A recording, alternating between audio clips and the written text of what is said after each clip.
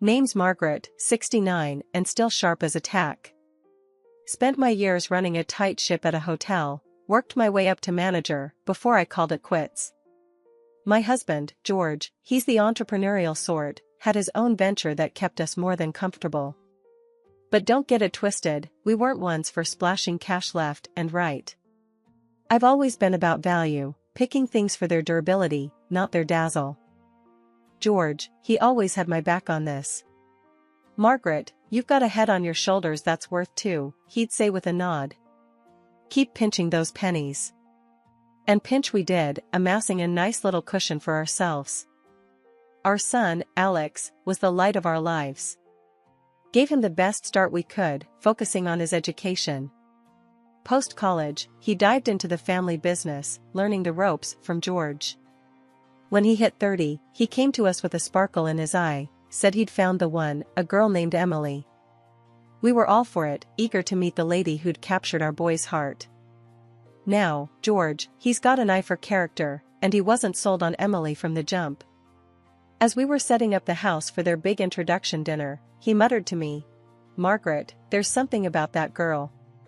Keep your eyes peeled." "George, let's give her a fair shake," I countered, adjusting the tablecloth. "Alex seems over the moon." "Just saying, keep a lookout," he grumbled, but he left it at that. The night they were to come over, I cooked up a storm. Wanted everything to be perfect for Emily's first impression of us. When they arrived, Alex was beaming, and Emily, well, she was a sight, polished and poised, but with a warmth in her smile. Dinner was laid out, and we all settled in, the air buzzing with a mix of anticipation and the scent of my roasted chicken. "So, Emily, Alex tells us you're into graphic design?" I ventured, hoping to break the ice. "Yeah, I love it. It's my passion, really," Emily replied, her eyes lighting up. "But tonight, I'm more interested in this amazing dinner." "Margaret, you've outdone yourself." George chuckled, his usual stern demeanor softening a bit. "Don't let the food distract you too much. We want to know all about you, what makes you tick." Emily laughed, a genuine, easy sound. "Well, I'm an open book. Ask away." The evening rolled on, with stories shared and laughter bouncing off the walls. George, ever the skeptic, threw in his tough questions, but Emily held her own, her replies both thoughtful and candid. That night, I felt a warm glow in my heart. Sure, George and I were cautious by nature, but seeing our son so happy, so in love, it was worth opening our doors, and our hearts, to whatever came next. Life had a way of moving on, even when you tried to stand still. After Emily joined the family, I did my best to stick to my guns about not meddling. Adults will manage their own lives, I'd always said. But sometimes, what you want to believe and what's staring you in the face don't quite line up. George repeated his concerns. "That girl, she's got an angle," he said to me one quiet evening. We were sitting in our living room, the TV muttering to itself in the background. "George, let them be. Alex is happy," I replied, folding some laundry, trying to keep the worry out of my voice. "Happiness is one thing, being blind is another. Just watch," he grumbled, his eyes fixed on some late-night show that neither of us were watching. George's words hung in the air like smoke. I wanted to wave them away, but they lingered, stubborn and thick. It wasn't long before I started seeing little things. Emily had quit her job not long after the wedding, saying she wanted to focus on the house. Fair enough, I thought. But the house didn't seem to need that much focusing. Every time I visited, things were, well, just as they should be, but Emily was off and out. One afternoon, I dropped by unannounced. Emily was there, surprisingly, sipping on some fancy-looking smoothie. "Oh, it's just something new I'm trying," she said, noticing my glance. "You know, gotta stay healthy." I nodded, though I couldn't help but think of the price tag on her health kick. "Is Alex home?" I asked. "Nope, busy with the business." "You know how it is," she replied, her tone light, almost too light. "Yeah, I do," I said, memories of George's long hours flooding back. He's working hard, then? Always, she said with a smile that didn't quite reach her eyes. But he says it's worth it. We're planning a little getaway. A break for both of us. That's nice, I managed, though alarm bells were ringing in my head. A getaway sounded expensive, especially with the business just transferred to Alex's hands. George's skepticism about Emily came back to me that evening. She's living it up while our boy's grinding away, he said when I told him about the visit. Maybe she just wants to make the most of their time together, I suggested, though doubt was creeping into my own heart. Or maybe she's making the most of Alex's wallet, George countered. I didn't want to admit it, but George's words were finding fertile ground in my worries. It wasn't just about Emily quitting her job or her spending habits, it was about how she seemed to be steering Alex, our son, into a lifestyle that didn't fit with the values we'd tried to instill in him. Let's just keep an eye on things, for now, I said to George later. But we'll do it quietly. Alex is a grown man, and he needs to make his own decisions. George nodded, but there was a resolve in his gaze. We'll watch. And when the time comes, we'll be there for him. Life kept rolling, and despite my best efforts to keep a lid on my worries, things got a lot more complicated. George and I had our suspicions about Emily, but we never expected the curveball life was about to throw our way. It was out of nowhere. George, my rock, started feeling off. Nothing specific, just tired more than usual and a bit under the weather. We thought it was just a bug or the tail end of a cold. But when he didn't get any better, I nagged him until he went to see the doctor. That visit turned our world upside down. Blood cancer, they said. It felt like a cruel joke, a misdiagnosis surely. But it wasn't. The disease was aggressive, unforgiving. The speed at which everything happened next was dizzying. Treatments, consultations, hospital visits, it was a whirlwind of medical jargon and false hopes. George fought hard, bless him, but the cancer was merciless. 6 months from diagnosis to the end. Just like that, he was gone. The night George passed, the house felt empty, colder somehow. I sat in our living room, surrounded by memories, feeling lost. George's warnings about Emily, his concerns for Alex, echoed in my mind. He'd been trying to protect us, even when facing his own mortality. We'll watch. And when the time comes, we'll be there for him, he had said. And now, it was all on me. The grief was a heavy companion in those days. But amidst it, there was a resolve forming inside me. George's passing was a stark reminder that life was unpredictable, and sitting back wasn't an option anymore. I had to keep an eye on Emily and Alex, maybe even closer now than before. George wouldn't be there to share his observations or to back me up, but I knew what needed to be done. When I got the news that Alex and Emily were expecting, it was like a burst of sunshine through the clouds. I was over the moon, thinking about the little one on the way. I figured it was the perfect chance to bridge any gaps between me and Emily. She seemed keen on the idea too, so I started dropping by their place more often, lending a hand wherever I could. I was all in, buying bits and bobs for the baby, nothing fancy, just good, solid stuff that I thought would come in handy. One afternoon, I showed up at their doorstep, arms laden with goodies. Emily's reaction, though, was far from what I expected. She sifted through the bags with a look that could sour milk. "What's this?" "None of these are brand names," she said, her voice dripping with disdain. I was taken aback, not gonna lie. "Honey, when it comes to babies, it's the quality that counts, not some fancy label," I tried to explain, keeping my voice even. Emily tossed a stuffed animal back into the bag like it was trash. "Alex's got the money. And with his dad gone, well, it's ours now. We can afford the best for my daughter." Her words stung. "Those savings are the result of years of careful spending," I shot back, feeling my temper rise. She just smirked, throwing the gifts aside. "I deserve the best. So does my baby." I tried to chalk it up to hormones, telling myself things would get better once the baby arrived. But deep down, I knew we were worlds apart in our thinking. Visits to their house became more frequent as the due date approached. I wanted to be there for Emily, despite our differences. But every conversation seemed to circle back to her wanting the most expensive things for the baby, things that screamed more about status than sense. One day, I couldn't hold back. "Emily, love, you know all these fancy things won't make a bit of difference to your baby, right?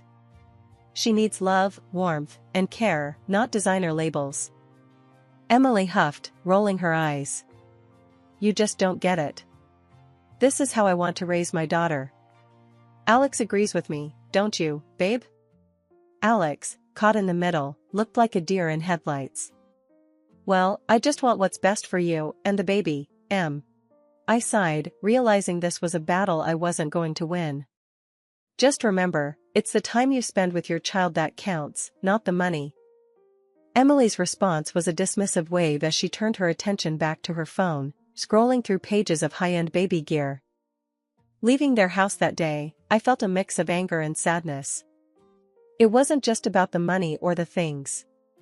It was about values, about understanding what really mattered in life. I hoped, for Alex's sake and the baby's, that Emily would come to see that.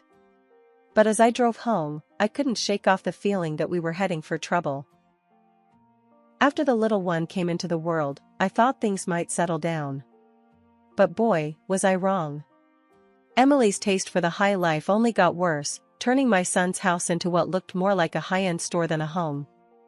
Cribs, strollers, toys, you name it, if it had a designer label, it was probably somewhere in their living room. I kept telling myself it was all for my granddaughter, that she deserved the world and more. I spent as much time as I could with my granddaughter, taking her out for walks, just soaking up all the joy she brought into my life. I never asked for a dime from Emily for helping out. Truth be told, I would have paid them for the privilege of spending time with that little angel.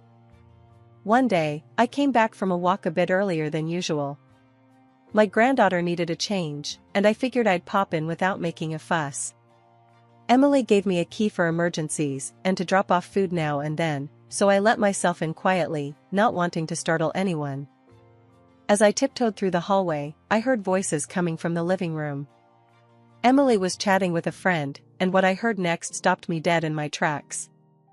They were talking about money, my money, and Emily's plans to take a hefty chunk of it, divorce my son, and leave him high and dry. My heart sank as she went on about how little she cared for Alex and their daughter, how she was eyeing a way out and into the arms of another man. Panic and disbelief gripped me as I scrambled to get my phone out and hit record. I needed proof, something to show Alex, to protect him and my granddaughter from this scheming. But just as I got close enough to catch every treacherous word, my granddaughter stirred in my arms and started to cry. I quickly stashed my phone away and stepped into the living room, feigning ignorance. "Oh, I didn't mean to interrupt," I said, keeping my voice steady despite the storm raging inside me. "Just came in to change this little one." Emily glanced up, her face a mask of surprise that quickly shifted back to that cold, calculating look I'd come to know all too well. "No problem, we were just finishing up anyway," she said, her voice dripping with faux sweetness. As I changed my granddaughter, my mind raced. How could I have been so blind? How could I protect my son and this innocent child from the fallout of Emily's selfish plans? The revelation hit me like a ton of bricks. I knew I had to act, and fast. But first, I needed to gather my thoughts, to plan my next steps carefully. My son's future, my granddaughter's well-being, they all hinged on what I did next. As I left their house that day, a resolve hardened within me. I wouldn't let Emily destroy my family.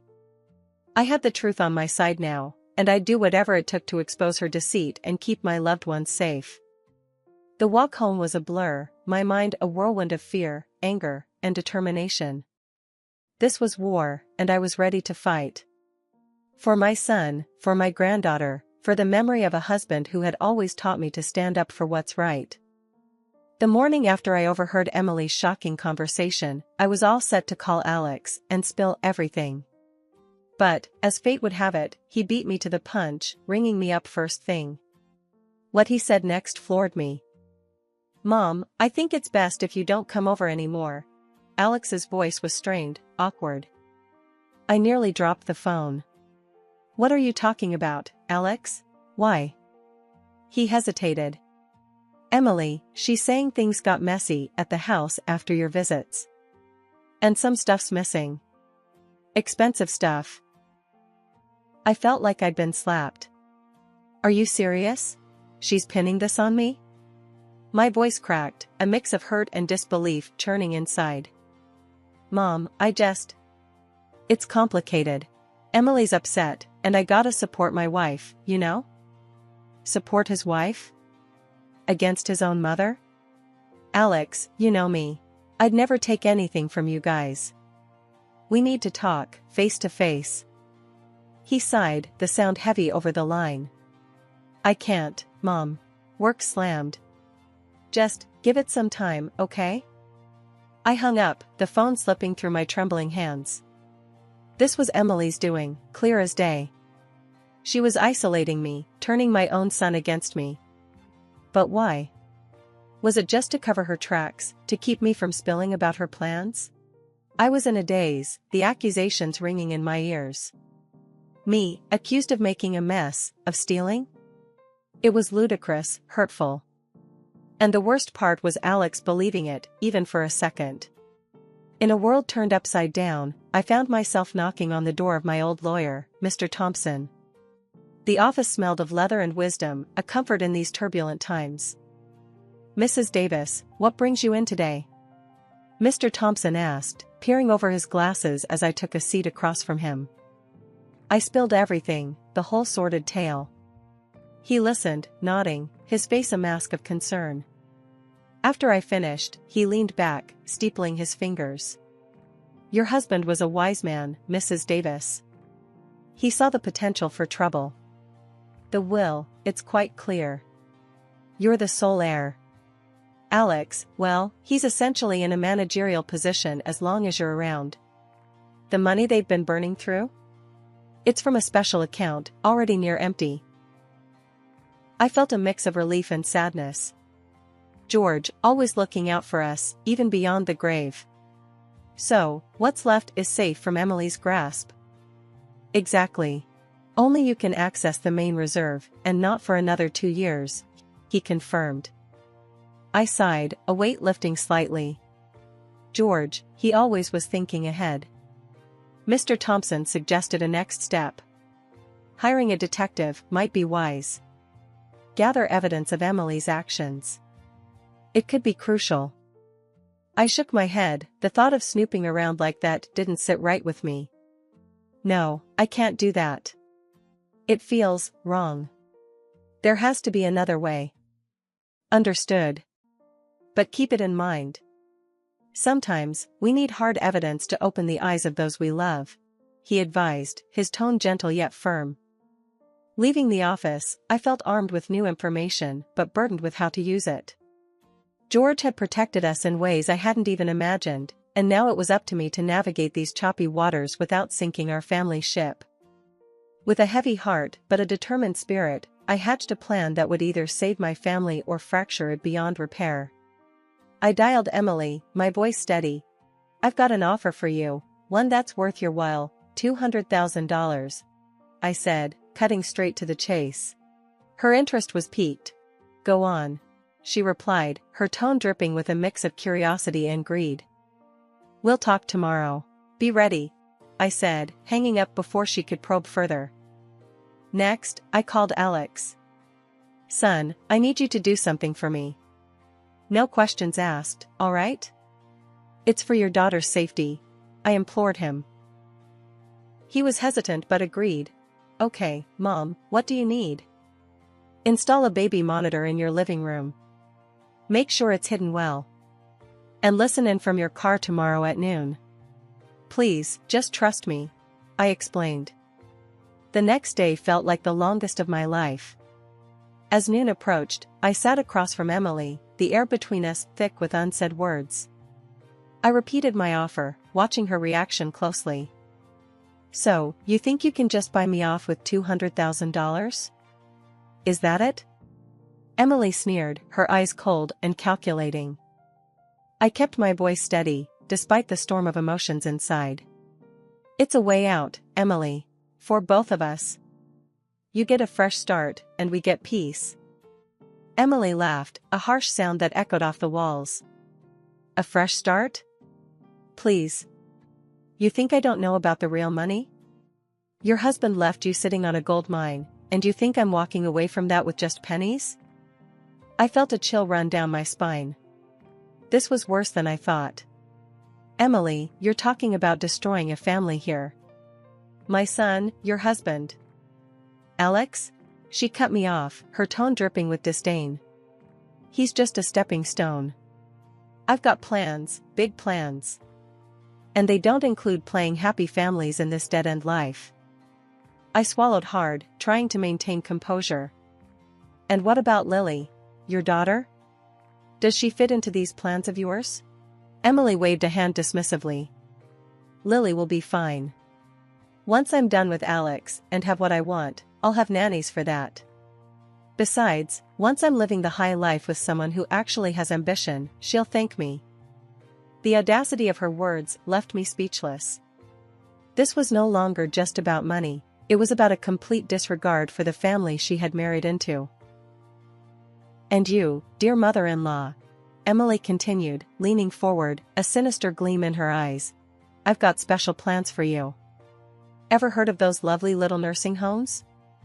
You'll have plenty of time to think about your mistakes there, away from my new life and all this money. Anger and disbelief warred within me. You think you can just take everything? That you can destroy lives and walk away? Emily smirked, standing up, her posture one of someone who believed they had already won. I don't think, I know. I've got everything planned out. Alex is clueless, and with you out of the picture, there'll be nothing stopping me. It was clear now, Emily was a predator, cloaked in the guise of a family member. But as I looked at her, a resolve hardened within me. She underestimated the bond of family, the strength of a mother's love. You're wrong, Emily. You've underestimated me, underestimated us.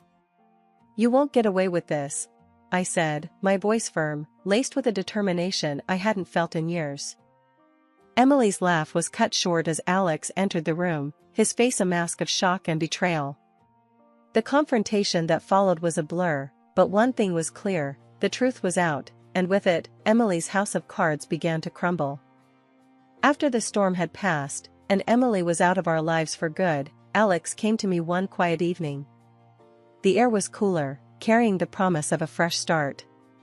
We sat down at the kitchen table, a space that had witnessed countless family discussions, both joyful and difficult. Mom, I don't even know where to start, Alex began, his voice heavy with emotion. I'm sorry. For everything.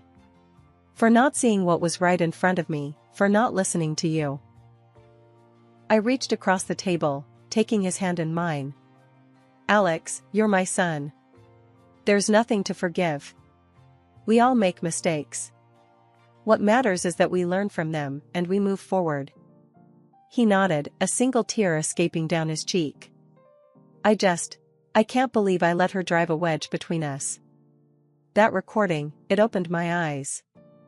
I should have known better. Sometimes, love blinds us, Alex. You wanted to believe in the person you married. No one can fault you for that, I reassured him, squeezing his hand. He wiped away his tear, a small smile breaking through. I've filed for divorce. And the judge granted me full custody of Lily. Emily, she didn't get a cent, thanks to that recording and the will Dad left. I'm just glad it's over. And that Lily is safe with us, I said, the relief palpable in my voice. Yeah. And, Mom, I need you more than ever now. Will you help me raise her? His eyes, so much like his father's, held a mix of hope and fear. Alex, there's nothing I'd rather do more than be there for you and Lily. We're a family, and we'll get through this together, I promised, my heart full. In the weeks that followed, our home was filled with the sounds of a child's laughter once more. Lily, unaffected by the turmoil, brought a new sense of purpose and joy into our lives. Watching Alex grow into his role as a single father was a bittersweet reminder of the cycles of life. One afternoon, as Alex and I watched Lily play in the garden, he turned to me, a thoughtful look on his face. "Mom, you were right. Sometimes, we have to step in, even when it's hard. Especially when it's hard. I'm just sorry it took me so long to see it." I smiled, watching Lily chase a butterfly. "We live and learn, Alex. What's important is that we're here for each other, no matter what."